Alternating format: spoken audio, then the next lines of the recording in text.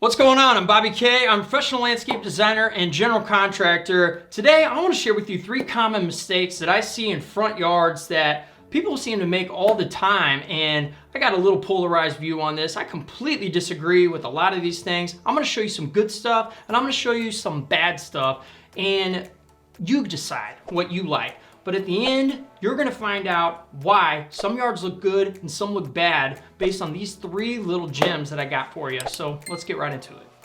So the first picture that you see has to deal with some edging, and it is formed edging. It's concrete edging, it's stamped, it's colored. It seems to look pretty good. I understand the premise behind this, but you know what? Every time I see it, I think it looks tacky. I think it looks cookie cutter, hodgepodge, Home Depot, Lowe's, Weekend Warrior, just junk. I don't like it. I don't think you should do this. It just seems like a waste of money, and this isn't exactly the cheapest thing, and it just looks like manufactured. Blech. The second one, same kind of thing. You get these things at Home Depot, Lowe's, any big box store, and I want to puke, especially since they're red. It throws me off in the first place, but it just doesn't look polished and good. And then the final one, you would think, hey, a retaining wall, something well put together, nice.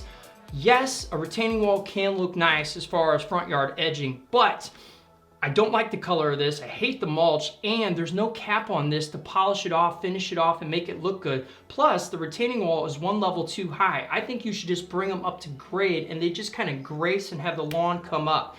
Just define the space. Don't try to get too clever. If you obviously have an elevation or drop off on one side, of course you need a retaining wall or some clever landscaping to pull that off. But you don't have to like cookie cutter out everything, frame everything. The retaining walls around the trees, that's gotta go. Stop doing that stuff. Now, I wanna show you some good ones.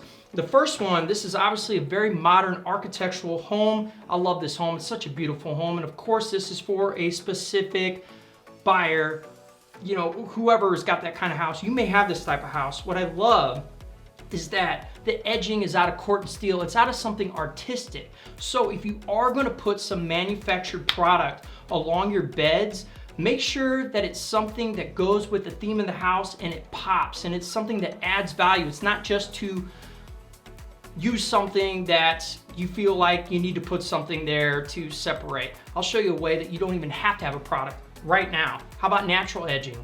Cutting in the bed, defining the grass from the landscape bed. That looks absolutely beautiful. It does its job. Sure, you may have to take a spade shovel once, maybe twice a year and define the space, but it's low cost, it looks beautiful, you don't have to do much, and it sure as heck doesn't look like any of these manufactured products that we just talked about. The final way is with a retaining wall, but you can see a complete night and day difference between this retaining wall and that first one I showed you. It's a beautiful stone, it's got different curves and elevations, and it's an artistic kind of piece. And of course, it's got the cap to hide any of the block or the cut behind these manufactured blocks. Now this one I think is veneer, but the point is you want to have everything seamless and smooth and beautiful. So that's number 1 for you.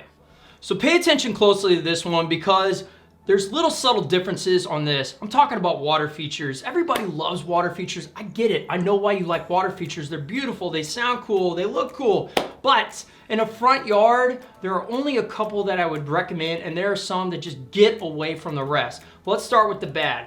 First picture, don't use these plastic tubs and then just throw a bunch of rocks around it and then kind of berm it up and then dump a bunch of water. When you're walking up a walkway and you see something like that, it is totally cookie cutter manufactured. It's obvious a pro didn't put that in. I don't think it adds any value to the house, and it looks just kind of out of place, I think is the perfect way to decipher this. Let's go on to number 2. Hold on while I puke. This one. Oh my gosh, like I could see this water feature in a backyard cut into a hillside. It's not a bad looking water feature. It could be a little better, but it's not horrible. Here's the problem. They got a front porch there with some beautiful stonework and columns. They just covered that up. Say you want to sit out on your front porch, kind of look at the neighborhood, and maybe have a conversation with somebody walking by. You're sitting behind a water feature that you can't even see. You can kind of hear it, but it blocks the front of the house. That looks like, you know. Let's go to the final one. It's more of the same kind of thing. This one, it's lower, but the point is like you're walking up the stairs and you hear it, and yeah, that sounds good, but it just doesn't look right. It looks out of place. It looks like somebody took a weekend and put it together themselves. I'm not saying you can't try things, but try things in your backyard. Don't put it in front of your house. The first thing that people see when they come up to your house is this kind of, we had a little project and we tried something out. You want your front of your house to look beautiful, and I think these 3 water features take away, and they're a mistake. Let's get into good ones. These are the kinds that you definitely can do. The first one I love. This is actually a kit. You can buy these at a home supply store. These are just more or less something that kind of goes into an existing landscape bed. It provides some value. It provides that sound, but it looks like it's part of the landscaping, like if you had a boulder out there.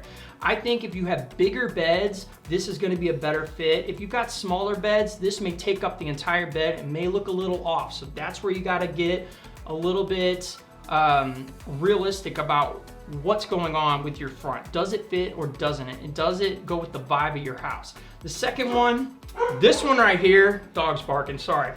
I love this. This is fantastic. If you've got a long walkway going up to your house and you've got this brilliant, beautiful, I would say modern house with these linear lines of this, I think this water feature adds so much pop and so much value, and it's aesthetically pleasing. It welcomes you up to the front door. I think it's beautiful, and it goes with these linear dimensions. So if you've got a modern vibe, I think this is a great fit. The final one, I think this can go on almost any kind of home, any kind of style. This is usually a go-to of mine, a bubbling urn, because it looks like a planter, but it's got that sound of that water feature, and then you can surround it with beautiful plants and bushes and perennials and flower and color and pop, and it adds as this cool little focal point, this cool little element inside the design. So you got the good, you got the bad. Let's go on to number 3. Stand back, it's number 3. What the heck do you think I'm talking about? Drainage. If you watch any of my other videos, and if you haven't, consider subscribing, put a like on this. If you like what you're hearing, you want to get more of this kind of content, good, bad, how much stuff costs, that's what this channel is about, consider it. But we're talking about drainage. I absolutely can't stand when things aren't thought of for the future. And drainage is a big part of that. What's gonna happen is you do all this beautiful work, you don't think about where you're gonna carry water away or pitching of a patio or whatever it is, and you've got an issue, you got problems. That's why Wood's basement system has such a big business, because, well, something as simple as landscaping and how you run downspouts makes a big difference. Picture number 1. This goofball, I think the tag of this picture was handyman, like whatever. Handyman, that's exactly what you're paying for. Why on earth does this seem like a good idea? Let's just like connect this and jimmy rig this thing and throw it over on top of the beautiful landscaping, needless to say, and just leave it out, dump it into the yard. This is not how you do downspouts. You don't connect things and just kind of throw them out there and have everything hanging so everybody can see it, and it's just gonna dump into the yard and make a mess right there. Bad idea. Second picture, this is showing what 4-inch ADS corrugated pipe does. This stuff is junk. It always fails. Don't use this stuff. It gets muddied up, it gets filled, it gets crushed. It never works. And go to picture number 3, you can see that it's unsightly. It doesn't look good.